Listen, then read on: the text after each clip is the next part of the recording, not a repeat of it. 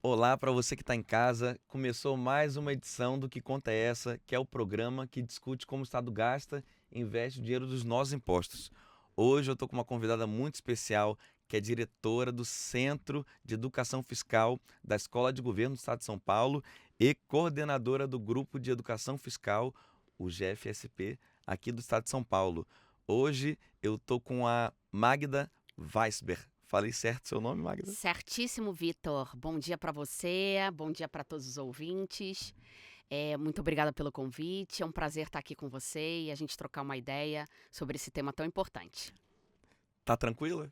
Muito? Nunca esteve mais, né? Tranquilíssima. Ah, é legal, Magda. Magda, e para você que não sabe o que é educação fiscal, a Magda vai te educar agora. Magda, o que é educação fiscal? Ó, você não poderia ter começado de uma forma melhor, né? Da gente abrir para principalmente aqueles que ainda não têm a familiaridade, né, com esse conceito. O que que é educação fiscal? É uma articulação de iniciativas que dão base para o pleno exercício da cidadania. Por meio do quê? Da sensibilização quanto à importância da função socioeconômica do tributo, bem como quanto à relevância do controle social dos gastos públicos e da transparência na aplicação dos recursos. Você falou 4 itens, mais ou menos. Mais ou Vamos, menos. vamos um por um. O Vamos um por último, um. transparência nos recursos públicos. Como que a educação fiscal traz isso para o cidadão? Então, a educação fiscal, ela vai compartilhar, ela vai interagir com a sociedade, vai discutir sobre todas as questões do tributo, sobre o caminho do tributo, desde a origem, desde a aplicação e até o controle. Então, a transparência nada mais é a forma como o cidadão, qualquer cidadão que esteja em casa agora nesse momento, ele vai poder consultar alguns mecanismos que são as ferramentas de controle social para dali poder obter informações da forma como o Estado está gastando aquele recurso que é arrecadado por meio do quê? Dos nossos tributos. E quais são os principais instrumentos de controle que você falou? Sim, hoje são muitos os instrumentos disponíveis para a sociedade, para o cidadão. Você tem, basicamente, os portais de transparência, onde tem os dados sobre o que o Estado executa, sobre quanto ele arrecada, sobre o que ele gasta e como ele gasta, os salários dos servidores, enfim. São portais com dados públicos. Você tem um importante mecanismo chamado de audiências públicas. O que são essas audiências? São fóruns abertos à sociedade onde ela pode opinar sobre assuntos de relevância do Estado. E aqui vale até uma informação importante que a gente está, no momento, na construção do próximo plano plurianual 2024-2027. E o que o Estado faz? Ele abre esses fóruns, essas audiências públicas, onde o cidadão vai poder opinar aquilo que ele acha prioritário. Ou seja, que ele considera importante que o Estado vai executar nos próximos 4 anos. Então, a audiência também é um mecanismo de controle social, porque permite o quê? A participação da sociedade. A gente tem também o observatório social. O que são os observatórios sociais? São entidades não governamentais, onde você pode ter participação de diferentes camadas da sociedade, sejam estudantes, professores, profissionais autônomos, servidores públicos, enfim. A diversidade maior possível. E dentro desses observatórios é feito todo esse trabalho de fiscalização das contas públicas. Como o observatório ele é uma entidade local no âmbito municipal, ela nada mais faz do que fiscalizar as contas públicas do município. Então, ela vai olhar o que a prefeitura está gastando, como está gastando, ela vai poder monitorar também o legislativo, a Câmara Municipal de Vereadores, ou seja, ela consegue, no âmbito daquele município, da jurisdição do observatório, fazer o acompanhamento e fazer a educação fiscal, que é principalmente voltado ao controle social. A gente entrevistou aqui a Joia. Você trabalha junto com ela em algumas coisas? Muito. A Joia, eu sou parceira dela desde a época que ela ainda era servidora da Receita Federal. E hoje ela, como presidente, né, do Conselho de Administração do Observatório aqui de São Paulo, a gente faz uma série de eventos em parceria. E eu ainda tenho a honra de fazer parte do Conselho Consultivo do Observatório de São Paulo, né, do município, apoiando as ações do observatório e a gente pensando, né, fazendo até a visão de futuro do próprio observatório, da forma como ele pode ter a capilaridade e chegar na população, não só em divulgação, como em ferramentas, em tecnologia, enfim. Tenho a honra de participar junto desse trabalho. Para mim, isso é muito importante. E onde que o observatório vai estar daqui a 5 anos? Qual que é a meta? Qual que é o plano? Hoje, a sociedade não conhece o observatório. Então, a visão de futuro que a gente pensa para o observatório é quando a sociedade conhecer, participar efetivamente e aquilo funcionar organicamente, né? Então, hoje, existe todo um esforço para quê? Para o observatório ser conhecido pela sociedade e a sociedade entender que ele está ali como uma ferramenta disponível para ela atuar. Então, quando a gente fala o observatório, não é o observatório, somos nós, porque a sociedade faz parte do observatório. Então, se a gente for pensar numa visão de futuro, é quando ele vai funcionar plenamente e a sociedade utilizando, aproveitando essa oportunidade e exercendo a sua cidadania, que é um ponto também muito importante do nosso trabalho. Então, quando você falou da educação fiscal, o último ponto que você falou era a transparência, o primeiro era exercer a cidadania. Num termômetro de 0 a 10, quanto que o brasileiro exerce de cidadania? Isso é legal, a tua pergunta, Vitor, mas eu acho que é importante explicar um pouco do conceito. Por quê? A cidadania vai ser um conjunto de direitos e deveres daquele indivíduo que vive em sociedade. Então, eu estou falando em direitos e deveres. Aí, eu vou começar pelos deveres. Por quê? Porque os deveres é aquilo que tem que ser cumprido. Então, cumprir leis, recolher tributos. Então, isso é muito imediato e, às vezes, o cidadão ele se sente pressionado, vamos dizer assim, num cumprimento muito grande de deveres. Nossa, quantas coisas a gente precisa cumprir. E entrando no nosso assunto, que é a tributação, quantos tributos nós precisamos pagar? Não é? Então, essa parte dos deveres é aquilo que ele precisa cumprir, que está previsto em legislação, tem previsão constitucional, tem todo um normativo que sustenta a necessidade de você cumprir aqueles deveres. Mas tem a outra parte, os direitos. Então, na verdade, o cidadão hoje, quando a gente fala de cidadania, ele exerce parcialmente essa cidadania. Por quê? Porque ele é um cumpridor dos deveres, mas ele tem pouca visão dos direitos que ele tem, até por conta de todos os deveres que ele cumpre.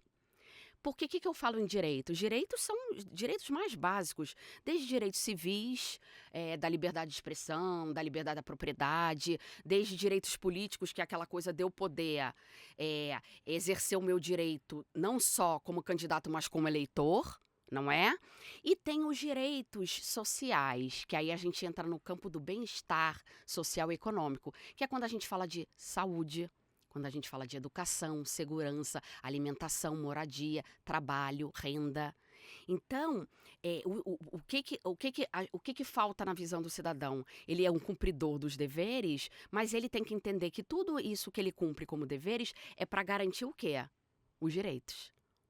Então, num termômetro, é difícil a gente mensurar hoje, de 1 a 10. Mas o que a gente pode dizer é que o cidadão é um grande cumpridor dos seus deveres, mas ele tem pouco conhecimento de todos os direitos que ele tem por conta de tudo que ele faz. E ele financia o Estado exatamente para quê? Para ter essa contrapartida que são os seus direitos.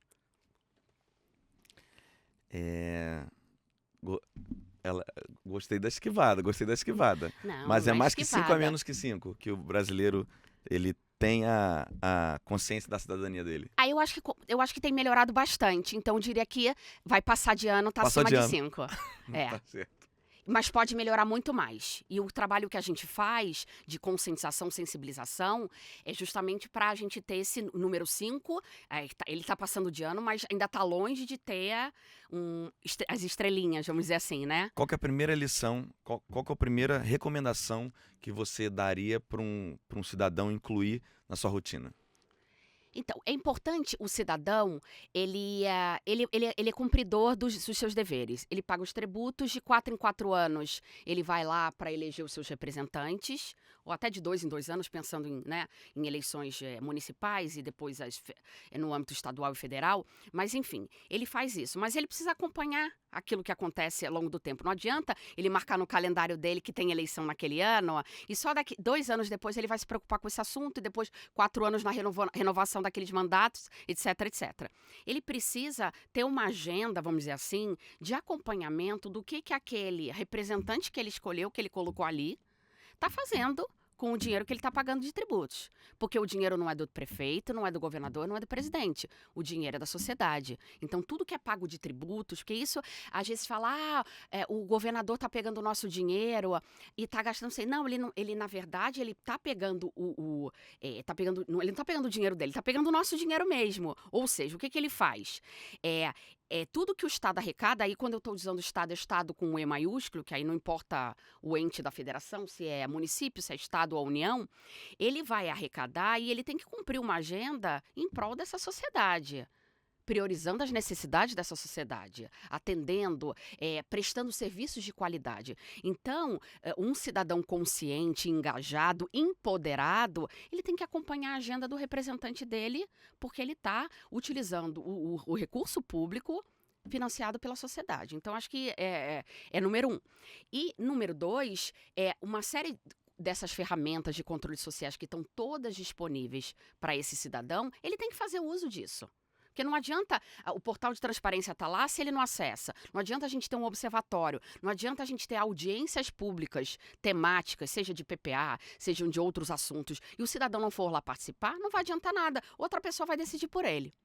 Então, acho que é importante, primeiramente, o cidadão conhecer a ferramenta e fazer uso dela e criar como um hábito. A gente tem tantas coisas que a gente faz como hábito, incluir essas atividades como hábito também, de acompanhar ver o resultado do exercício da função administrativa do Estado. Nada mais é do que isso. Eu vou cobrar dos nossos representantes.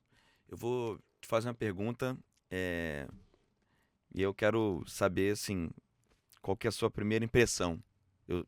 Você não está nesses preparos aqui a pergunta, né?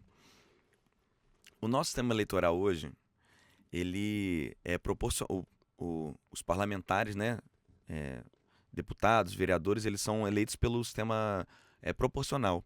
Eles buscam voto na região inteira, e aí quem conseguir mais voto lá dentro dos partidos vai lá e entra.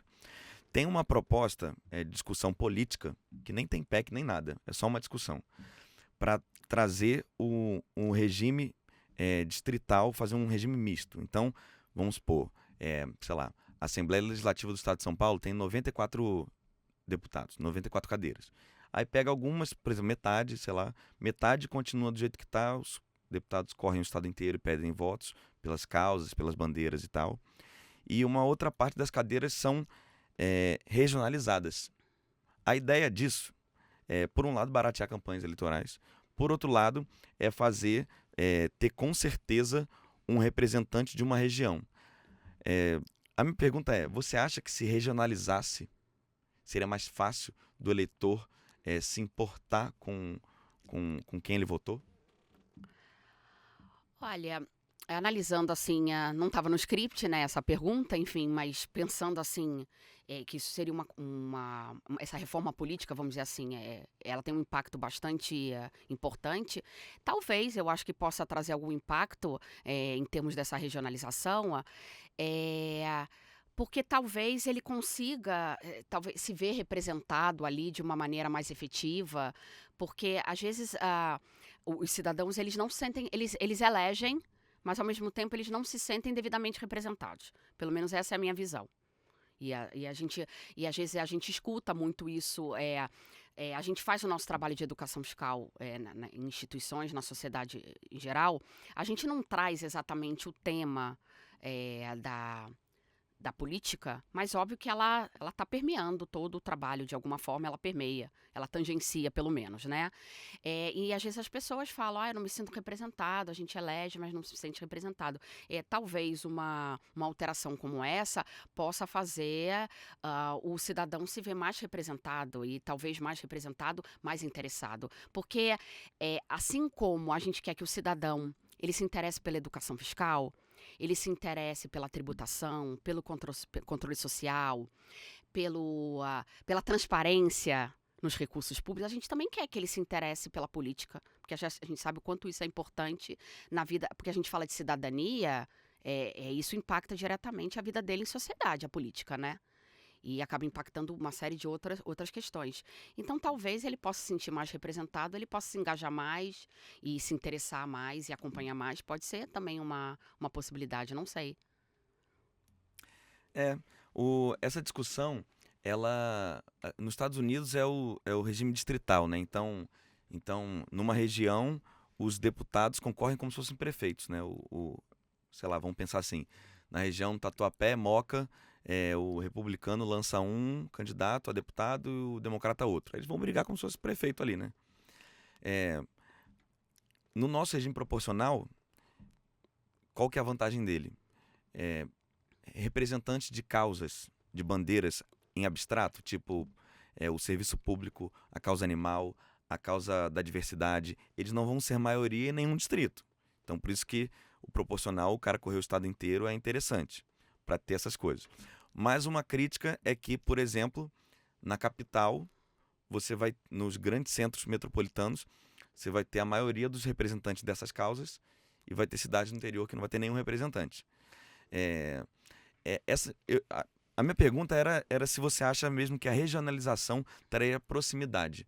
A gente, por um lado, você conversa com... Eu tenho amigos que são do interior, que participam de partidos, ou que são vereadores, e eles falam que é muito próximo o contato do vereador com a população em cidades menor, mais próximo até com o prefeito, às vezes.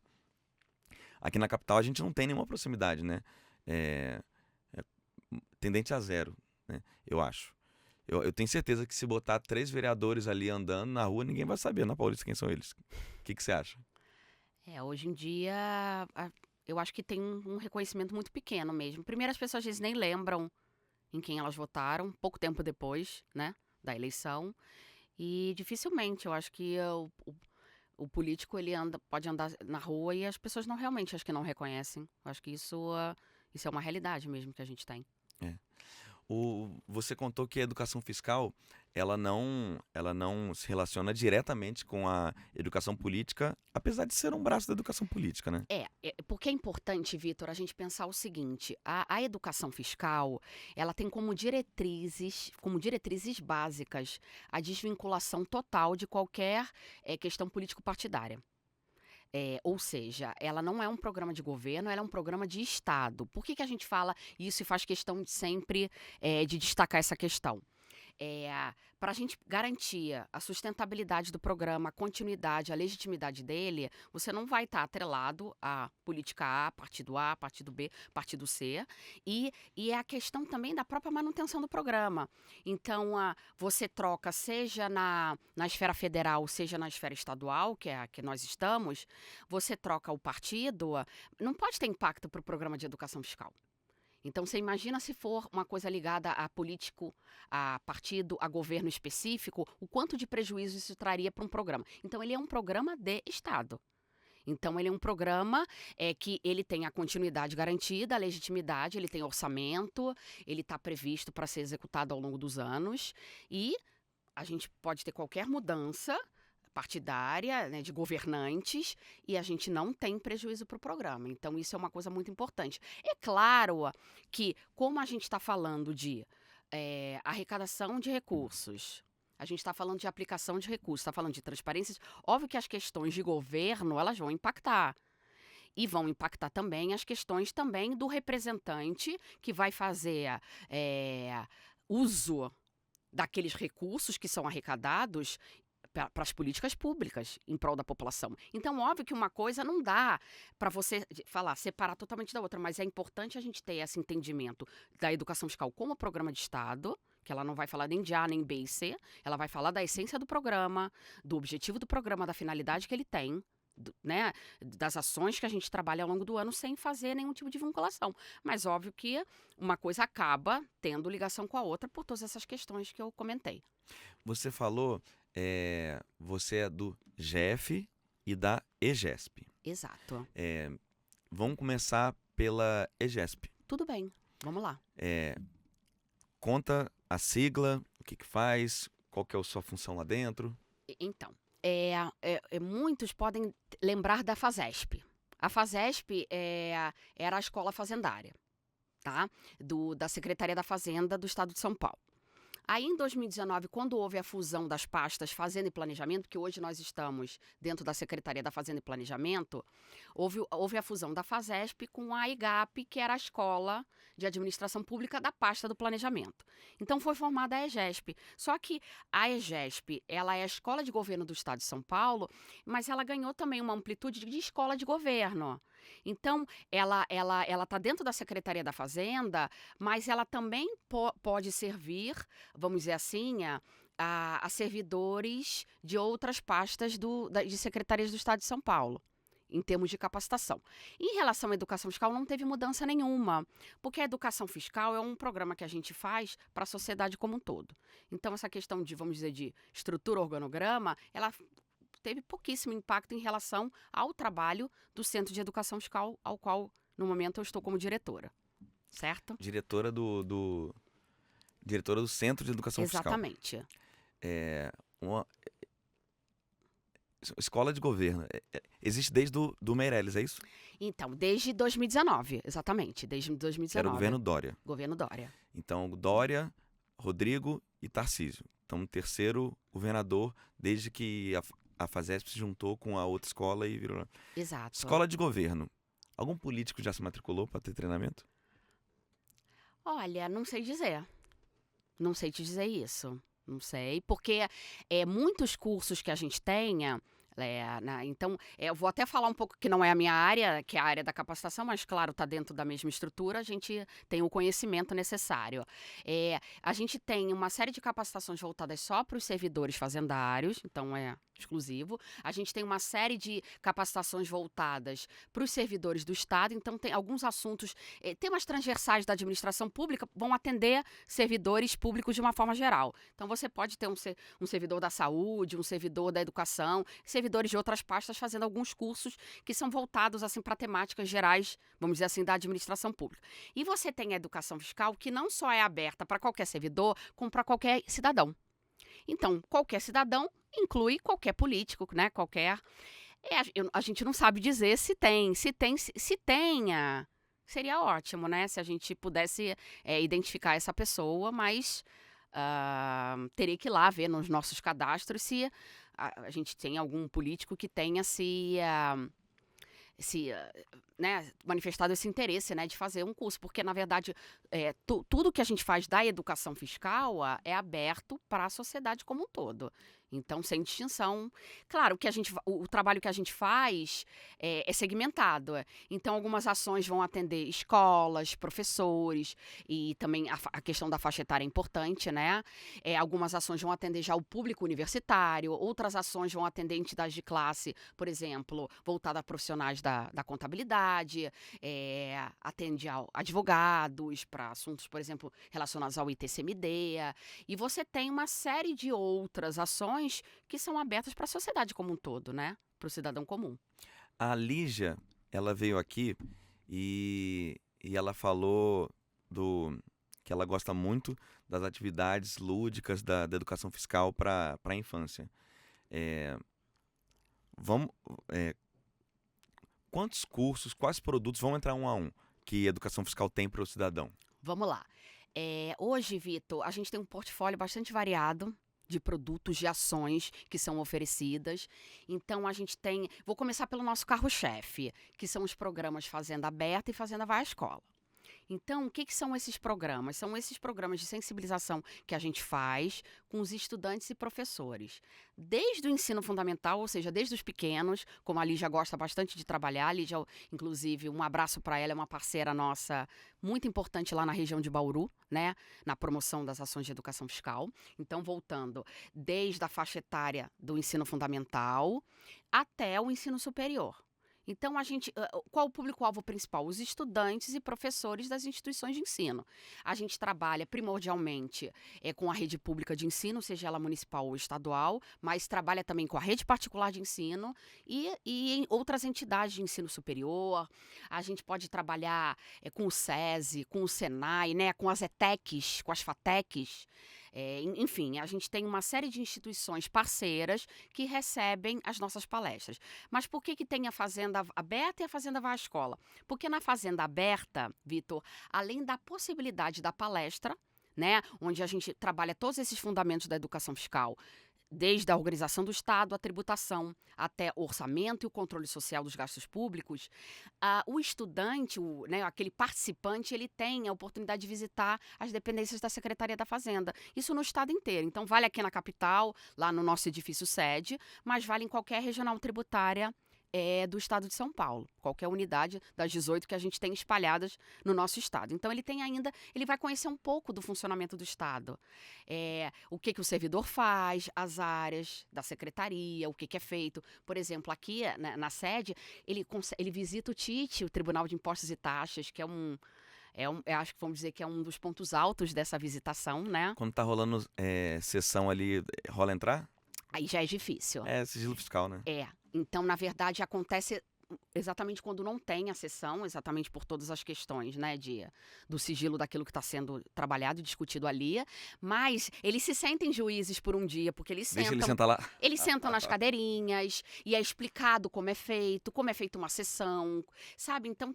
Então ele não consegue vivenciar a sessão propriamente ao vivo e a cores, mas eu acho que a imaginação do estudante hoje é muito grande, ele consegue se imaginar ali participando, né, interagindo dessa maneira. Então, esse é o Fazenda Aberta. E o Fazenda Vai à Escola é quando nós visitamos as escolas, as instituições de ensino, as ETECs, as FATECs, enfim, todas essas instituições parceiras, trazendo a palestra de educação fiscal. A palestra, eu nunca assisti uma palestra de educação fiscal da EGESP. Está perdendo. Tenho certeza disso. Eu já fiz parte de um grupo lá de estudos, mas não assisti nenhuma palestra. Mas vamos aqui desenhar. O que é a palestra? Ela é um misto de um pouquinho de introdução à teoria do Estado, uma introdução ao direito financeiro, orçamento, né? e uma introdução à pesquisa e fiscalização do Estado, tipo como entrar no portal da transparência, é isso? Você tem um mix, um pouco disso tudo. Então, você vai falar um pouco da estrutura do Estado, vai falar dos poderes, por exemplo, essa questão. Você vai falar um pouco da tributação, porque é importante dar pelo menos uma ideia de como a sociedade financia as políticas públicas, né? O Estado, ele vai executar as políticas públicas porque ele tem recurso, e o recurso é arrecadado por meio dos tributos. Então, a gente fala até um pouco dos tributos, principalmente dos impostos, né? Que tem a maior representatividade dentro, né, da ordem dos tributos. Fala um pouquinho também de orçamento, fala um pouquinho de LOA, né? Fala um pouquinho até do PPA, você fala um pouco desses instrumentos, e também essa questão do controle social, dando exemplos das ferramentas, mostrando ao aluno entrando. Então, sempre que possível, e hoje em dia a maior parte das escolas tem estrutura de informática e tem um computador acessando a internet, entrar num portal desse e mostrar como é que consulta. A gente tem, às vezes, a oportunidade de mostrar até como é que você faz um pedido num ESIC. O que é o ESIC? O Serviço de Informação ao Cidadão. Então, de repente, Vitor, eu vou num portal e não encontro a informação que eu quero, mas eu posso solicitá-la a um Serviço de Informação ao Cidadão. E ele existe tanto na esfera do município, do estado, como da União. Então, você mostra para esse aluno, como é que você faz para entrar num site desse, fazer um pedido específico de alguma coisa que você tem um interesse que você não encontrou ali mastigado, ou que você não compreendeu, ou até não encontrou realmente dentro de um portal de transparência. Então, tem essa coisa mais prática também e tentar espelhar com a realidade dele, trazer muito para a realidade da escola, da comunidade com que ele vive, do círculo social, porque é importante a gente trazer conceitos, é muito importante. Mas se a gente traz teoria descolada da prática, a gente não ganha o aluno, não ganha o interesse, né? A curiosidade, e para depois ele tentar buscar informações. Então, a gente faz alguma coisa que tenha espelhamento com a realidade dele, possa trazer, ele percebe. Então, por exemplo, eu até gostaria de citar um exemplo bem importante que a gente faz. Existe uma ferramenta que é uma ferramenta de controle social, mas infelizmente hoje ela é só para o município de São Paulo, que é o Cuidando do Meu Bairro, que é um aplicativo de georreferenciamento. Então, ele consegue ver ali obras em andamento, aquisições. Então, por exemplo, de repente ele vai olhar que no hospital do bairro onde ele mora está tendo uma obra, ou houve uma aquisição de medicamentos, ou ele vai ver que a praça próxima da escola que ele estuda, está tendo uma reforma. Porque a gente vê aquelas placas, né? Aquelas placas quando tem a obra, mas às vezes não tem todas as informações ali, às vezes passa o tempo, não cumpre o que tem ali naquela placa, e você tem nesse aplicativo de controle social a possibilidade de ver a situação de equipamentos públicos, né? De obras, etc. Hoje, esse aplicativo que foi desenvolvido, vou dar os créditos aqui, que eu acho importante também, pelo grupo liderado pela professora Gisele Craveiro, da USP, né? Então é importante a gente falar isso. E a gente tem, aí eu aproveito também a oportunidade para dizer que a gente tem um projeto no âmbito do Profisco. O que é o Profisco? O Profisco, ele é um programa de integração e gestão dos fiscos estaduais. É uma linha de crédito financiada pelo BID, que é o Banco Interamericano de Desenvolvimento, que disponibiliza recursos para projetos nas secretarias de fazenda estaduais. Isso vale para o país todo. E obviamente que a nossa Secretaria da Fazenda e Planejamento do Estado de São Paulo recebe recursos dessa linha de crédito para N+1 projetos permeados por toda a Secretaria, seja tecnologia, seja voltado especificamente para as áreas tributárias, mas também educação fiscal. Ela tem um destaque especial dentro desse programa do BID e ela recebe recursos. Por que eu estou falando dessa volta toda? Para dizer o seguinte, que a gente tem recursos para desenvolver um aplicativo de controle social no âmbito estadual, que é uma coisa que a gente não tem hoje. Então, é um desafio muito tá em grande. andamento. Vou dizer que está iniciado. Está iniciado esse projeto. Então, claro que a gente vai se inspirar muito nesse... Em execução, né? Aquele lá que só iniciou... Iniciou, já está em execução, exatamente.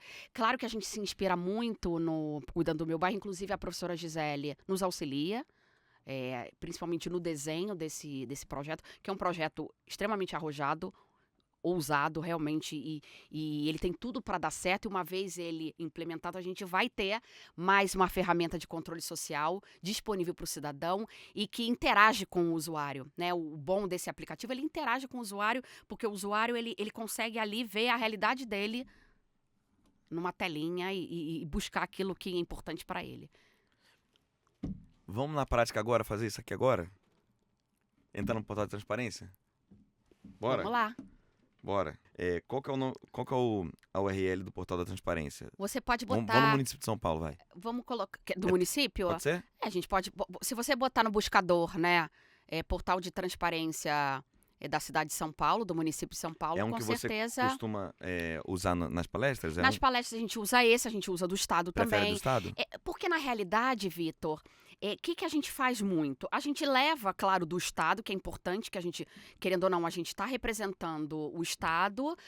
Quando eu digo Estado, aí é com a letra minúscula, Estado de São Paulo, o grupo de educação fiscal estadual. Mas é sempre importante quando a gente traz também o portal de transparência do município. Por quê? Porque para aquele aluno é a realidade mais próxima dele. Porque a gente fala muito isso a gente fala demais nas nossas palestras. Você tem a União, o Estado e os municípios. Mas onde é que a população está? Ela está sitiada nos municípios. Então, quando a gente traz exemplos práticos da vida no município, a gente tem uma adesão, vamos dizer, um engajamento maior dos alunos, dos participantes das nossas palestras. Então, normalmente, os exemplos mais práticos que a gente traz podem ser, sim, do município. Beleza, ó, então tô botando para gravar a tela aqui agora. Peraí, 3, 2, 1, pufo, beleza. Cliquei aqui, transparência. É isso aqui? Exato. Pode Isso. mexer. Mas o que você quer que eu sugiro um desafio para você. Vamos lá. Você como um cidadão, porque agora você não é o Vitor, o âncora aqui do nosso Que Conta é Essa. Você é um cidadão, tá certo? Que quer buscar informações no portal. Quero saber cadê meu dinheiro. Então você tem interesse em saber alguma coisa específica sobre alguma execução na cidade de São Paulo. Então você vai buscar. Então eu vou passar o desafio para você, pensando você como cidadão agora que quer obter uma informação na internet. Eu quero saber quanto que foi investido em educação esse ano comparado com o ano passado. Então você quer ver o quê? O orçamento? O incremento. O incremento? Será que tem? Vamos tentar ver se tenha? Ele tá gravando a tela, pode manipular que depois... Mas você que vai manipular, Vitor. Mas eu não sei nem mexer, você que vai me ensinar a mexer no site. Eu que vou ensinar? Tá bom. Pode ser? Vamos lá, vamos fazer isso. Então, se a gente entrar aqui no orçamento, você tem o planejamento orçamentário, tá? O cookie ali pode eu acho que eu vou ter que aceitar, porque senão ele não vai deixar. Então, aqui ele vai dar mais os instrumentos, que são as leis de diretrizes orçamentárias, o plano plurianual, etc. Só que aí você quer obter informações. Então, vamos lá. Aqui, entenda o portal. Então, sobre o portal da transparência. A primeira coisa, é importante o cidadão ver como é que funciona o portal, tá? Para ver como é que ele vai buscar aquelas informações. Então, ele tem aqui, como eu falei, os pedidos de acesso à informação, que é o ESIC, que ele pode solicitar. Ele tem o catálogo de base de dados e portal de dados abertos e GeoSampa, que é o mapa digital da cidade de São Paulo. A partezinha azul ali que você está vendo, não é isso? Que não sei se consegue vai sim. Mostrar bem na tela. Vamos lá. Então, vamos lá. Aí ele fala sobre a origem dos dados, fala das perguntas frequentes. Então, e aí, olha só que interessante. Quais informações estão disponíveis no portal da transparência? Porque o cidadão, a primeira coisa que ele quer saber, o que tem lá para eu ver? Acho que é o básico, né?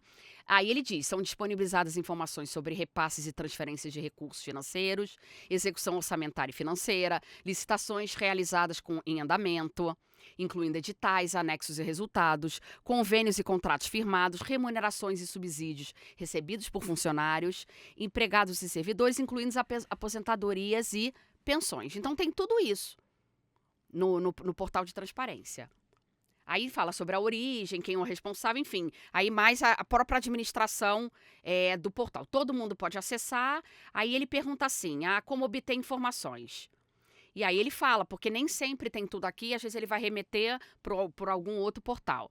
Então ele fala, por exemplo, obras, o portal de obras abertas, etc, etc. Aí ele fala aquela questão, quando eu não encontro o que ele faz, que é aquilo de usar o serviço, o ESIC, tá certo?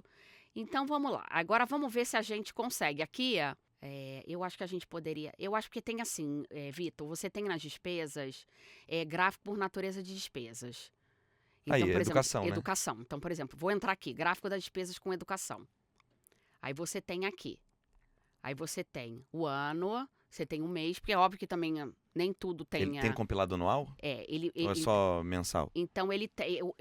provavelmente, no final do ano, ele vai trazer uma compilação. Então, por exemplo, aqui que ele dá... Tem formato CSV, formato em planilha Excel, formato PDF, gráfico das despesas com educação. Então, por exemplo, eu vou abrir aqui... porque é o seu telefone, eu estou mexendo... Vamos ver o que ele vai trazer pra gente. Ele vai trazer um gráfico, Ele deu alguma coisa aqui,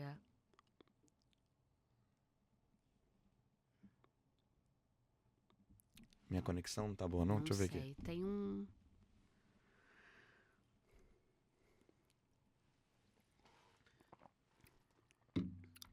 Não foi não, aí.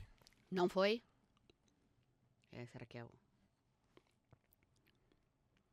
Ó, mas aqui, ó, que vem? Ó, tudo que eu tô aqui já é educação, né? Sim, Então, ó, ele fala que em 2023 ele tá de 2 em 2 anos, só anos ímpares. Não tem do ano passado? Não, ele tá nesse resumo aqui da tela. Se a gente clicar na tabela de Excel, tem certeza que ele vai botar todos, né? Mas aqui nessa tabela, nessa primeira aba, para a gente poder trocar o assunto também, ser sucinto, né? Nessa primeira tela, ele tem só os anos ímpares. Então a gente consegue comparar aqui, ó.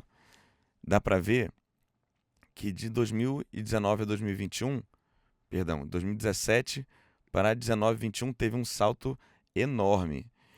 Com certeza, essa variação ela é maior do que a inflacionária. Então, teve um grande aumento real.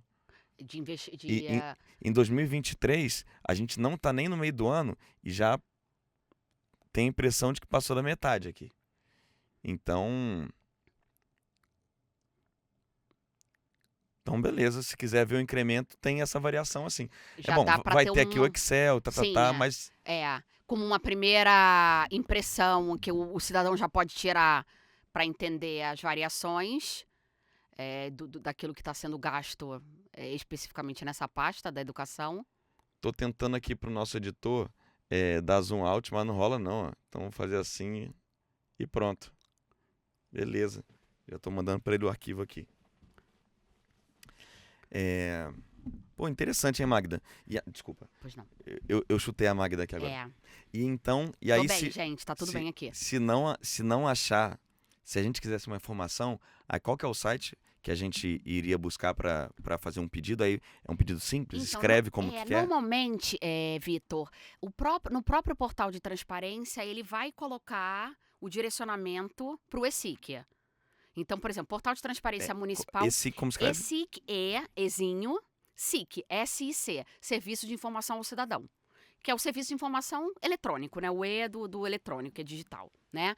Então, normalmente no próprio portal de transparência, se ele não encontrar alguma informação, o próprio portal ele dá um encaminhamento, direcionamento da onde ele tem que entrar para fazer o pedido, para colocar a informação que ele quer. Então, tem todas as coordenadas e as orientações de como é que tem que ser redigido o próprio pedido também.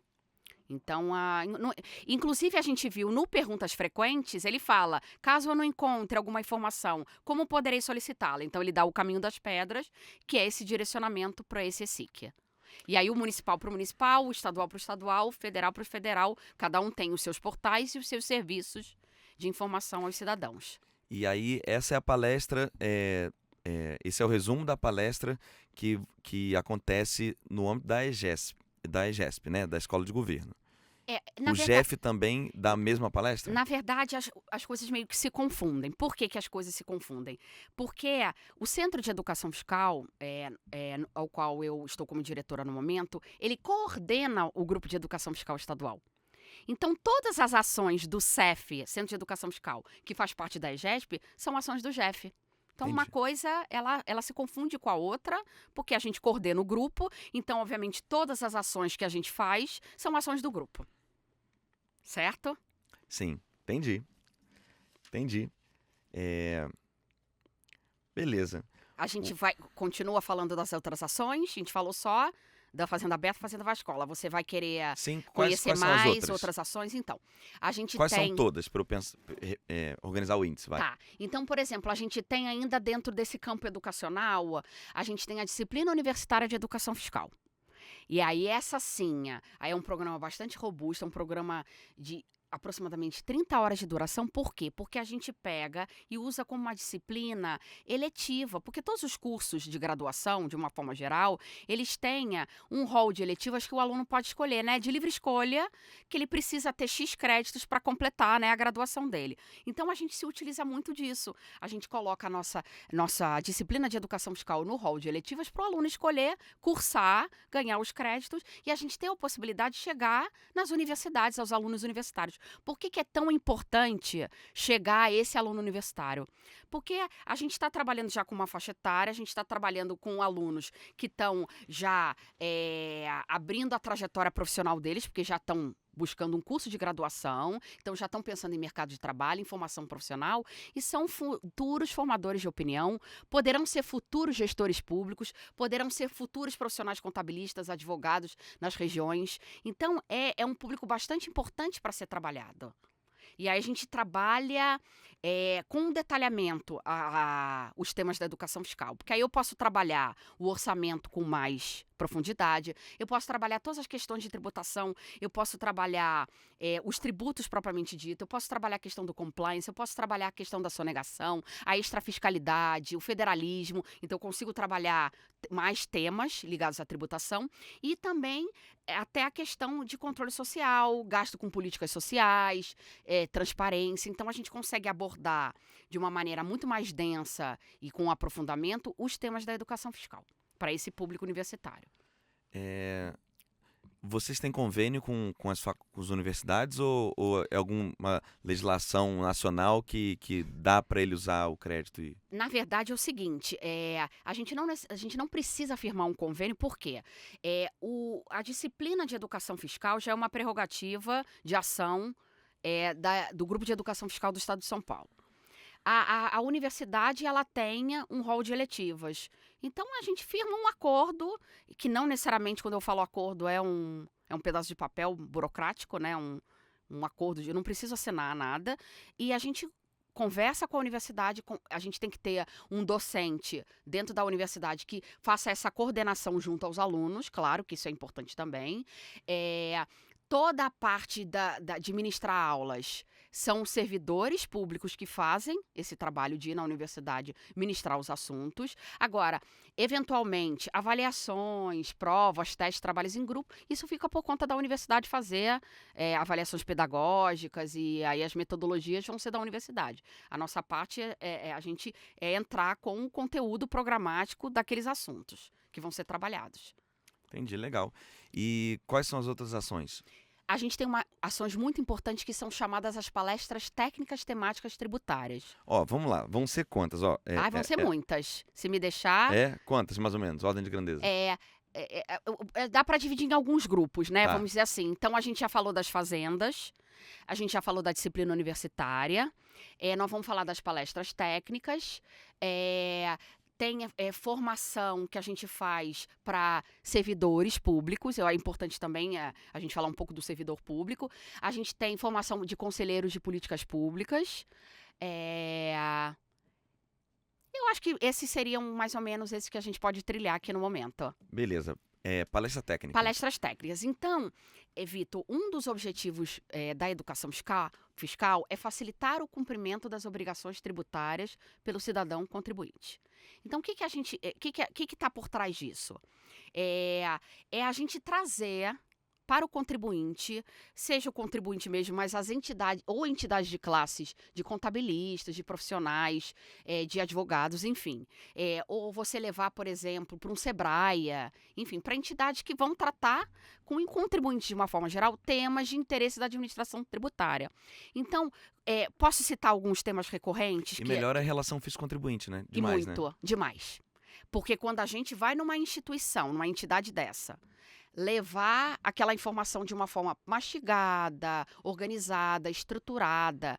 E é uma forma que a imagem que a gente traz, não só do fisco, mas do serviço público, uma forma geral, do Estado, é muito importante. O fisco tem que ser cada vez mais orientativo do que punitivo. Né? Exatamente. Então, aquela coisa do auto de infração, do repressivo, a gente tem esse lado, mas a gente tem um lado que é muito importante, que evita justamente a parte da repressão do auto de infração, que é orientar, educar e trazer a orientação, mas informação de qualidade. Porque, às vezes, você tem uma legislação, mas ela não é tão clara na hora de se aplicar na prática, ipsis literis, né? Então, às vezes, você tem essa dificuldade. Então, esse tipo de evento, ele vai trazer de uma forma muito mais simples e acessível informações. Então, eu vou citar alguns exemplos de temas. A substituição tributária é um tema muito recorrente nessas palestras. O ITCMD, aí seja a parte de legislação, seja a parte de procedimento, seja de sistema. A gente faz uma série, às vezes, de lives com o tema de ITCMD, onde o nosso instrutor, né, o nosso auditor fiscal, que é conhecedor, domina o tema, ele entra no sistema, mostra os campos, mostra onde vai ser preenchido. Então, uma coisa muito prática de procedimento, que é o que o cara lá na outra ponta quer ter. Eu preciso preencher, eu preciso entender o que eu preciso fazer. Então, o ITCMD é um tema bastante recorrente em todos os seus aspectos.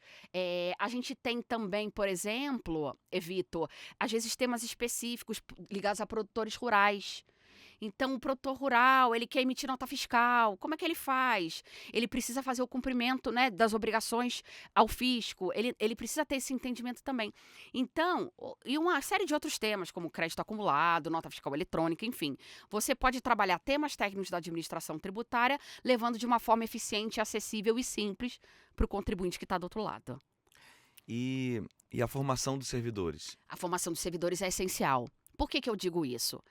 Quem que está na linha de frente da educação fiscal? Quem é que leva a informação para a sociedade? É o servidor. E aí, quando eu falo servidor, e isso é uma coisa que a gente pode... Servidor fazendário? Servidor fazendário, o servidor fazendário e também, às vezes, alguns parceiros que a gente tem no âmbito do Grupo de Educação Fiscal Estadual. Então, por exemplo, hoje a gente tem a parceria com a Controladoria Geral da União, a CGU. Então, por exemplo, às vezes em alguns temas voltados à União, a CGU, por exemplo, a transparência, o controle social, a gente tem a luxuosa colaboração de um colega servidor da CGU, que é o cara que trabalha aquilo no dia a dia, que é o expert do assunto. Então, a gente tem essa oportunidade de ter um colega lá da CGU para ministrar esses temas. Mas aí, quando eu falo da formação de educadores fiscais, que é o nosso servidor fazendário, a gente pode se orgulhar que a gente tem todas as carreiras da Secretaria da Fazenda aptas a trabalhar como educadores fiscais. Então, tem a nossa classe, né, dos auditores fiscais, mas você tem um executivo público, você tem um APOF, você tem um TEF, todos eles... uma vez que estejam formados, habilitados e qualificados, eles são educadores fiscais. Então, eles vão estar lá na linha de frente para ministrar as ações de educação fiscal. Então, sem eles, o nosso trabalho ele não é possível. Então, é o servidor que ele trabalha no dia a dia dele, ele tem as obrigações dele, então ele pode ser um fiscal, né, externo, né, de tributos, né? Ele pode trabalhar num núcleo fiscal de cobrança, ele pode trabalhar, às vezes, numa área de DTI, de tecnologia. Você tenha um colega, enfim, que trabalha em mais áreas, mas ele pode ser um educador fiscal e ministrar os assuntos da educação fiscal e disseminar os nossos programas. Ó, que legal. Eu vou só registrar porque se tiver um público externo, né, que não vai conhecer nossas siglas, a POF é o analista de planejamento, orçamento e finanças, e o TEF é o técnico da Fazenda Estadual. Isso mesmo. Obrigada aqui pelo apoio. Não, tamo junto. No último, então, que eu achei super legal quando a Lidia já falou, é a formação, educação fiscal voltada para a formação de conselheiros participativos, né? Conselheiros em geral, né? Conselheiros em geral. Então, você tem uma série de conselhos de políticas públicas. Então, eles podem ser... Eles têm a constituição deles que pode ser um pouquinho diferente. Então, alguns conselhos são formados por servidores, outros são pela sociedade civil. Independente da formação da constituição desses conselhos, são conselhos de políticas públicas importantes, porque o que é, pensando no âmbito do município, que é onde você tem vamos dizer, uma participação bem efetiva desses conselhos. O conselheiro municipal nada mais é que um braço da administração pública. Também no auxílio da consecução dessas políticas públicas em prol da população. Então, ele precisa ter o conhecimento da educação fiscal, ele tem que ter um conhecimento básico de orçamento, ele tem que ter um conhecimento de controle social, porque ele também nada mais é que um fiscal da política, que aquela administração ela está executando também. Então, essa formação de conselheiros é uma ação que a gente tem bastante interesse em fomentar em todas as regiões do estado de São Paulo. Legal, então fechamos os macroprodutos, Os macroprodutos, acho que estão todos aí. Beleza. Olha, o Carlos colocou essa pergunta aqui e de que maneira a educação fiscal se relaciona com a corrupção? É um tema bem interessante esse. Vamos entender a questão da corrupção um pouquinho de uma maneira mais ampla? Porque o que a gente está acostumado a ouvir? A corrupção, o desvio de recurso público, aquela corrupção pública. Dos grandes escândalos da política, dos desvios milionários de recursos. Essa é aquela que a gente chama da corrupção pública, do desvio dos recursos públicos. Essa é aquela que acontece depois da entrada dos recursos no cofre público. Então, já houve a entrada do recurso e no meio do caminho houve um desvio daquilo. Mas a gente pode chamar, sim, também de corrupção a sonegação fiscal. Então, aquilo que a gente entende como sonegação fiscal, que é que em termos temporais, ele vai acontecer antes do ingresso do recurso no cofre público, que é isso que acontece, a sonegação, é quando o recurso nem entra no cofre. Isso também é uma corrupção, que a gente chama de corrupção privada. Então, muita gente não conhece essa distinção. Tem países que não tem diferença do nome do crime de fazer o que a gente chama no Brasil de sonegação ou de corrupção. De corrupção. Então, tudo é dano ao erário, é crime contra o orçamento público. E é, na verdade. Só que, temporalmente, um vai acontecer antes do ingresso dos recursos, que é a sonegação, e outro vai acontecer depois do ingresso, que é aquela que a gente chama de corrupção propriamente dita. Mas seja um, seja outro, a gente tem dano ao erário, ao tesouro.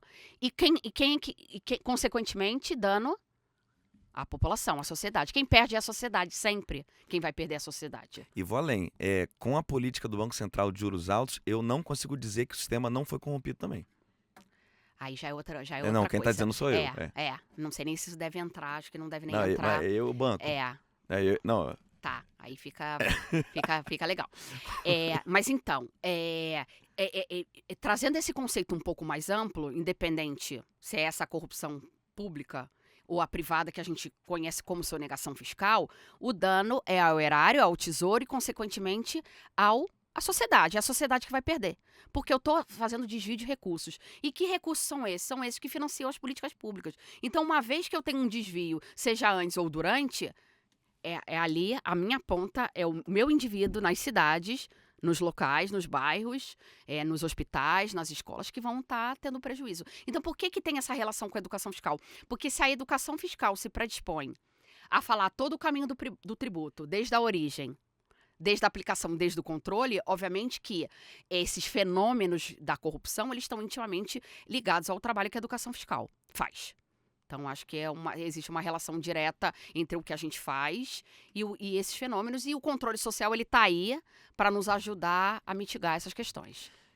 Eu queria ouvir de você, assim, com certeza, quando vai se falar em sonegação, principalmente para um público mais maduro, né, sem ser no colégio, né, para os adultos, aquele lugar comum que a gente sempre ouve, né, que a partir da noção de que todo sistema político está corrompido, aí tem gente que fala que a sonegação é uma legítima defesa da corrupção que vai acontecer invariavelmente.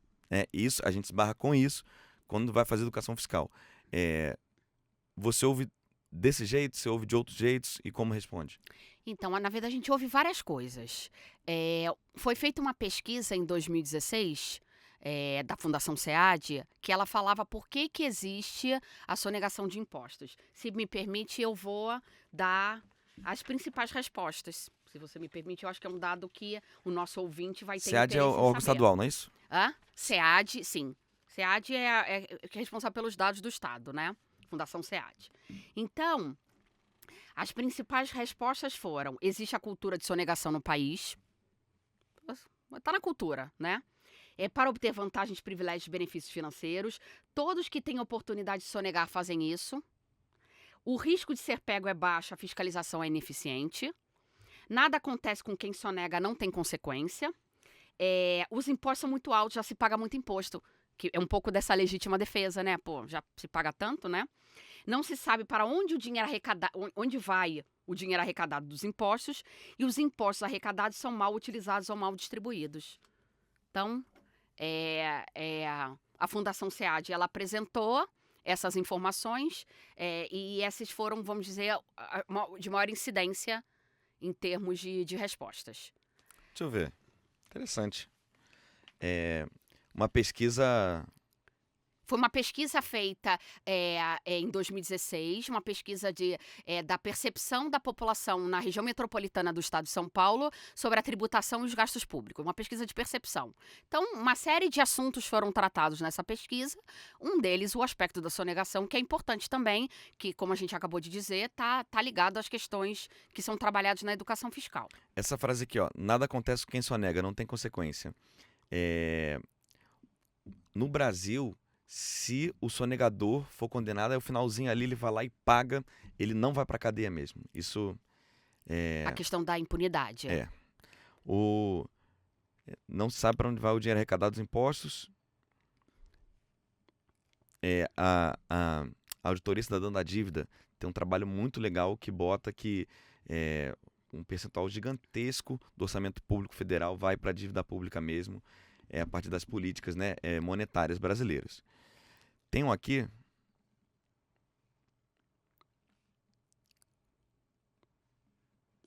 Os impostos são muito altos, já se paga muito imposto.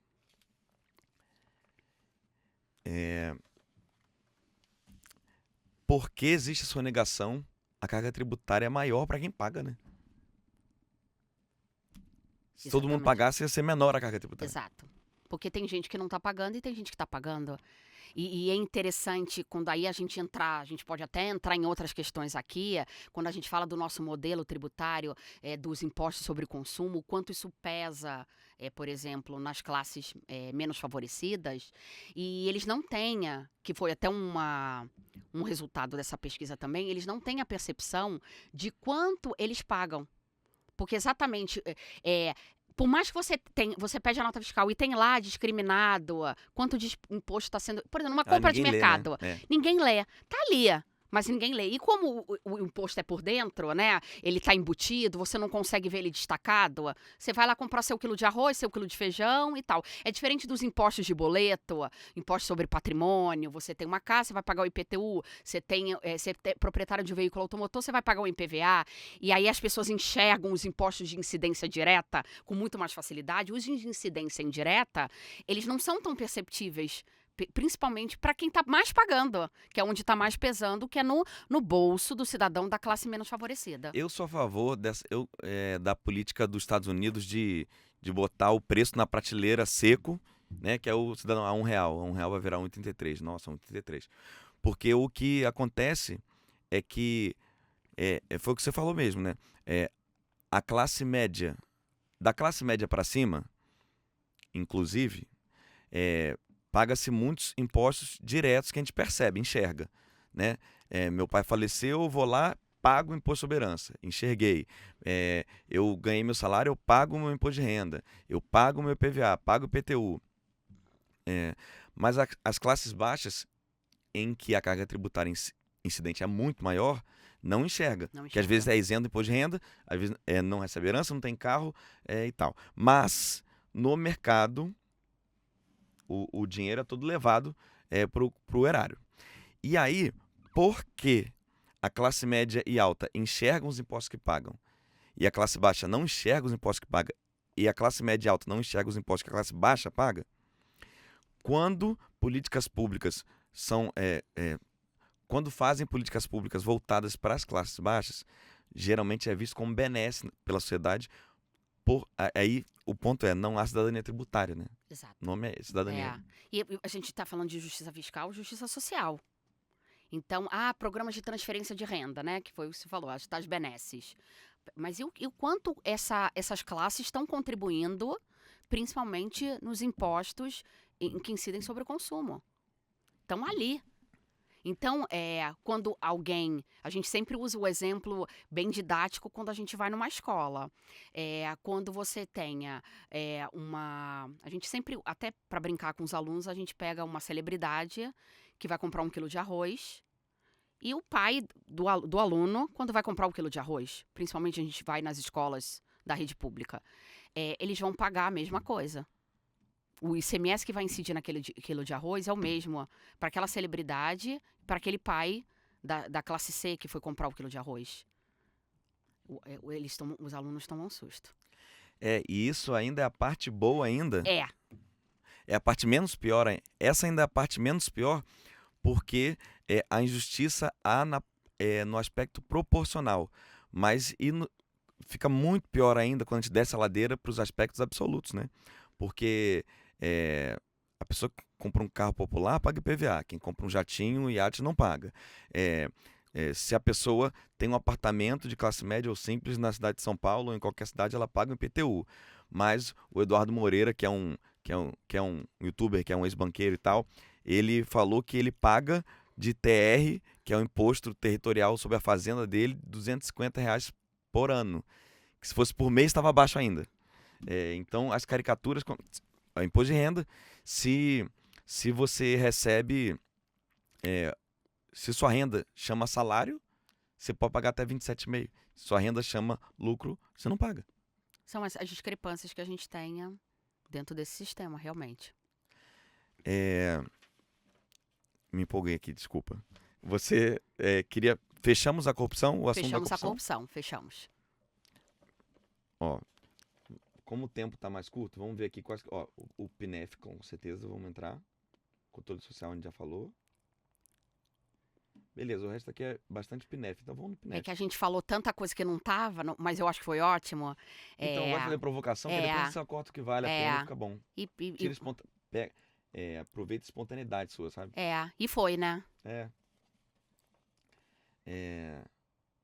Beleza, a gente tem meia horinha aqui. Vamos lá. 25 minutos, senão a Ariel briga comigo. Tá. Quer entrar um pouco nessa coisa do Vamos PNEF? PNEF, porque que aí a gente... é checklist, né? Checklist, tem que estar, né? Pra quem não sabe, a Magda é coautora do livro que a gente escreveu junto, um livro chamado Que Conta é Essa? E aí, nesse livro, é o capítulo número 2, que você descreve o que é educação fiscal, né? O livro chama Que Conta é Essa?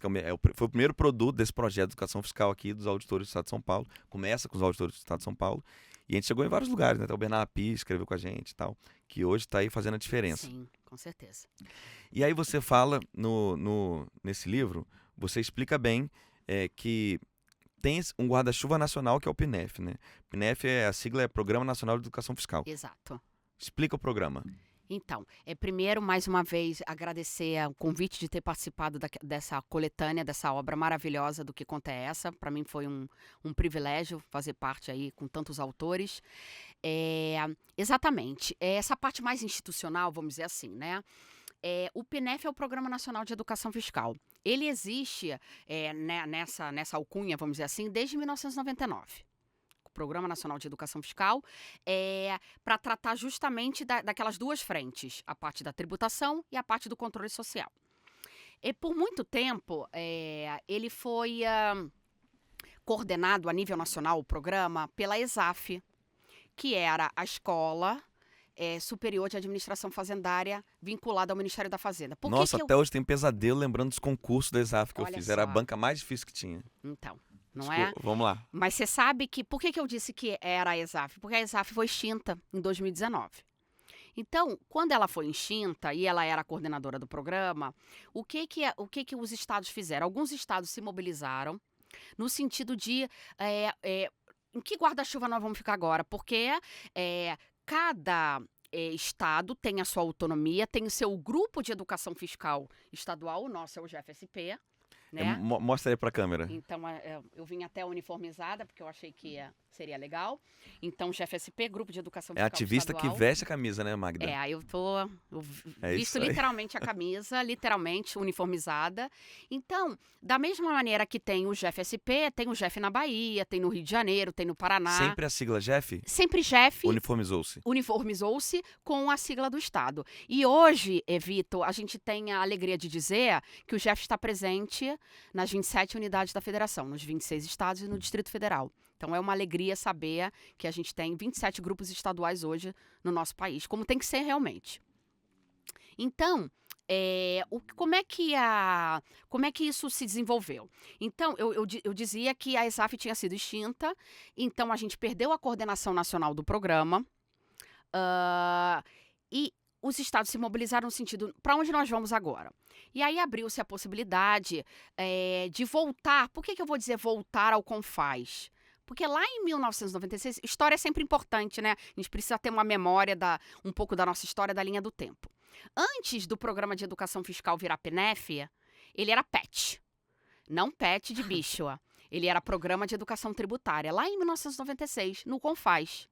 Mas por quê? Porque ele só via as questões tributárias do programa. A educação tributária, não era a educação fiscal, que é aquela que engloba todo o caminho do tributo chegando ao controle social. Que você vai ensinar um cidadão a pagar imposto sem saber para que ele está pagando. Você só vai dar, exatamente, você só vai dar uma das pernas, não vai dar a outra perna, vai ficar capenga. Então, o PET se transformou em PNEF em 1999, mas lá em 96, ele era só voltado à educação do tributo, que é, como a gente acabou de ver, insuficiente, pensando na plenitude do programa.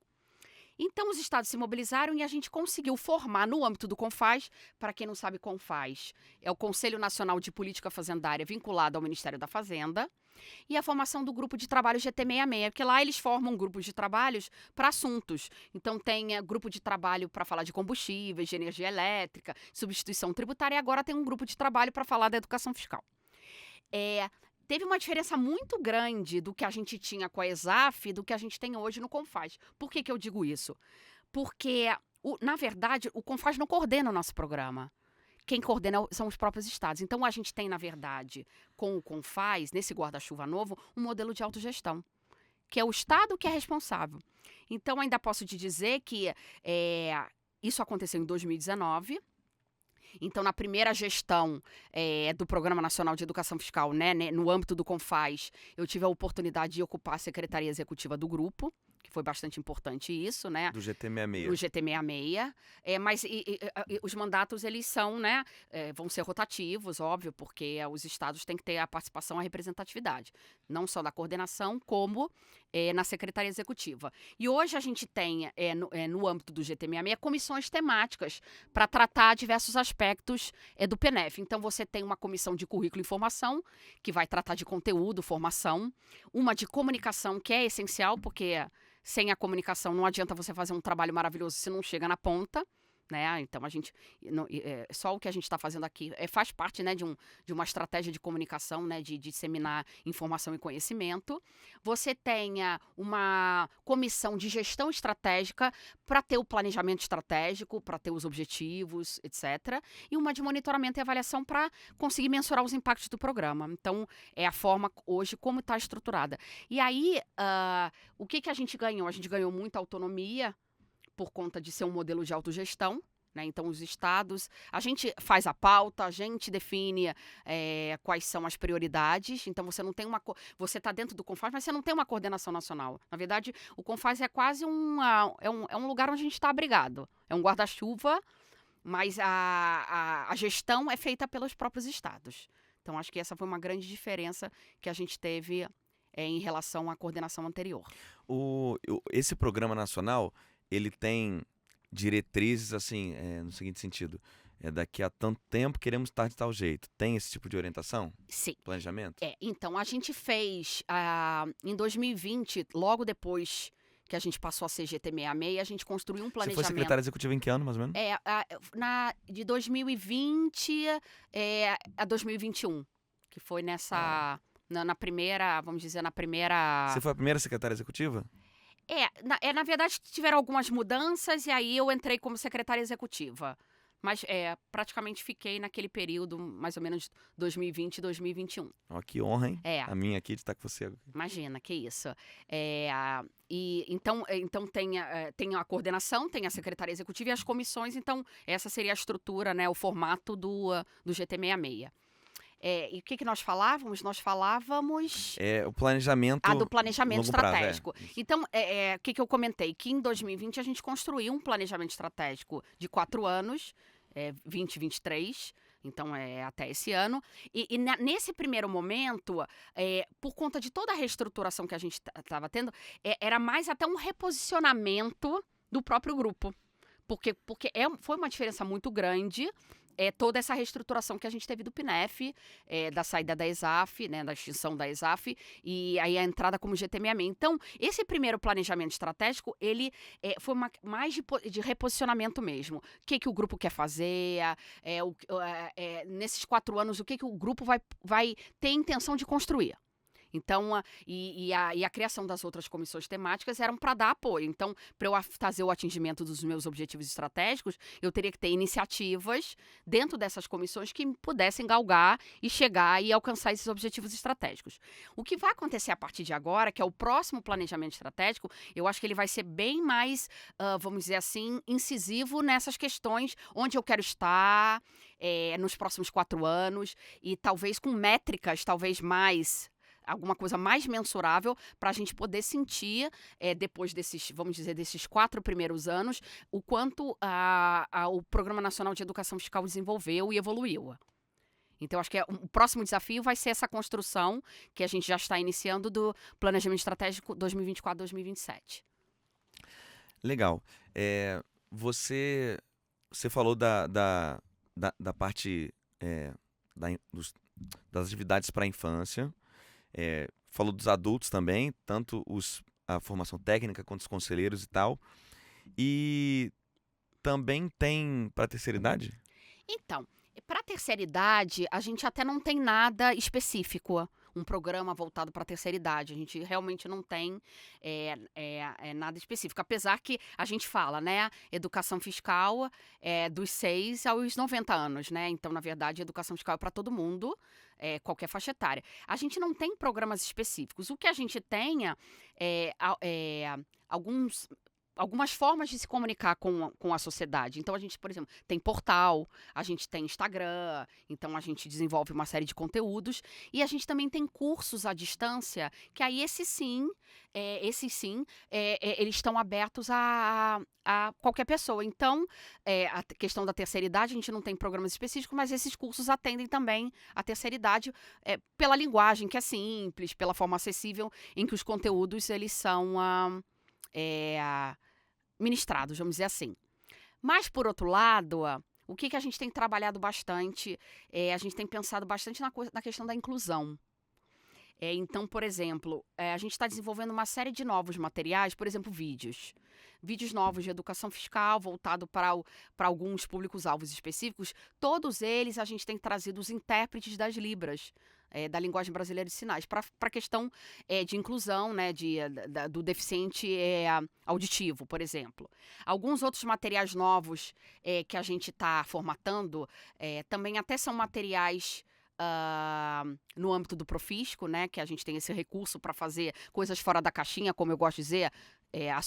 Tem um portfólio de ações, que são as ações ordinárias do dia a dia, e recursos que a gente pode fazer coisas diferentes, como eu citei a questão do aplicativo, mas também vídeos, games, que é um outro projeto que a gente tem para atingir o público infanto-juvenil, e até adulto, né, porque o adulto também joga no game, mas principalmente o público infanto-juvenil. Mas também materiais impressos em que a gente possa também incluir, por exemplo, o Braille, para a gente poder atingir o deficiente visual. Então, a gente, na verdade, está trabalhando bem segmentado. Então, o trabalho ele é para toda a sociedade, mas eu acho que todas as ações elas têm um foco segmentado, porque se eu quero atingir todo mundo, às vezes eu não consigo atingir ninguém. Então, é importante você ter os programas específicos para aquelas faixas etárias. Então, esses novos formatos, esses novos produtos, visam muito também a trazer cada vez mais esse público. Então, o game é uma forma mesmo de você engajar o jovem, de uma forma mais lúdica, vamos dizer assim. O game já saiu ou está em andamento? Também está em andamento. Então, os games, o aplicativo, todos eles estão no âmbito do Profisco, estão em andamento. Você falou pensar fora da caixinha. Então, vamos aqui para o final. Tá legal. Onde queremos chegar, né? Que tipo de política pode ser voltada para a inovação na educação fiscal? Qual que é o futuro da educação fiscal? Então, eu acho que a educação fiscal, ela, vamos dizer, tem a educação fiscal mais raiz, vamos dizer, que é aquela que a gente vai na sala de aula, vai ministrar palestra, no presencial, contato direto com os alunos, mas tem a educação fiscal da inovação, que é aquela que eu tenho um site com todas as informações, os conteúdos que estão no Instagram, que é um trabalho também que a gente está, essa operação de mídias, que a gente também começou agora, também que é um produto do Profisco, mas esse, não posso nem dizer que em andamento, ele está em plena operação, tá certo? E esses novos formatos que a gente está fazendo, os vídeos, os games, porque a gente precisa chegar no público das mais diversas maneiras. Então, a gente tem as nossas ações, que a gente vai nas instituições, que são já essas ações, posso dizer, até consagradas, que todo mundo conhece, que estão no nosso portfólio ano a ano, mas a gente precisa ter outros instrumentos em que aquele cidadão, aí quando eu digo cidadão, é qualquer faixa etária, né? Ele possa ter um contato com a educação fiscal e interagir com ela. Então, por isso que a gente está trazendo a questão de games e também do aplicativo. Porque se o cidadão, com a tela do celular, ele conseguir fazer o controle social dos gastos públicos, ele conseguir entender de que forma aqueles gastos estão sendo aplicados e ter aquela questão da transparência, a educação fiscal ela acontece de uma forma mais orgânica no dia a dia, sem depender das minhas ações institucionais. É isso, porque para eu falar em capilaridade, para eu falar em atingir, aqui pensando aqui no estado de São Paulo, a sociedade paulista, se for sempre com as ações institucionais que a gente faz, eu só vou atingir uma parte. Agora, com todos os instrumentos que a gente pode oferecer, a educação fiscal ela vai funcionar 24 horas, independente da gente estar indo nas instituições diretamente. Então, eu acho que quando a gente pensa em inovação, é isso. É ter a educação fiscal em pleno funcionamento no dia a dia do cidadão, da sociedade como um todo. Como essa ideia do game, né? Que é maravilhosa, né? Sem dúvida nenhuma. Magda, chegamos ao final. Opa! Já tá na hora de almoçar também, né? Já. O trabalhador já. Fominha dessa já hora tá aqui. batendo também. Olha, Magda, vou me despedir de você e aí já fica à vontade para fazer uma consideração final e também dizer onde que acha os grupos ou as redes sociais da educação fiscal que você atua, né? Então, é isso. Muito obrigado, Magda, por estar aqui com a gente hoje. Eu aprendi muito e tenho certeza que todo mundo que está em casa também. Tá legal. Então, Vitor, mais uma vez, muito obrigada. Vocês têm todo o meu apoio no Que Conta é Essa. Então, as atividades todas ligadas ao nosso trabalho também. Então, acho que é uma via de mão dupla. Vocês apoiam o nosso trabalho, a gente apoia demais o trabalho de vocês. Então, mais uma vez, quero agradecer o convite e oferecer a educação fiscal como uma ferramenta para a sociedade. Uma ferramenta de exercício pleno da cidadania, uma ferramenta que busca sensibilizar a sociedade quanto à função socioeconômica do tributo, uma ferramenta que incentiva a sociedade a participar, né, ela ser um agente protagonista, né, da vida dela em sociedade, de fiscalizar a forma como o Estado aplica os nossos recursos, aqueles que arrecada com o suor dos nossos tributos, né? Então, eu quero oferecer a educação fiscal a toda a sociedade paulista, a sociedade brasileira como um todo, né? O grupo de educação fiscal do Estado de São Paulo está em plena atividade com todas essas ações e sempre a gente está inovando, não só em formatos, mas também em novas ações para atender a demandas, a necessidades específicas de parceiros, de instituições, do nosso público. E se você quiser acessar o nosso portal, é o Educacau Fiscal, né? .sp.gov.br, né? E no Instagram a gente está com o Jeff_SP. Magda, muito obrigado e agradeço a você que ficou com a gente até aqui agora, 2 horinhas de programa já. Até a próxima.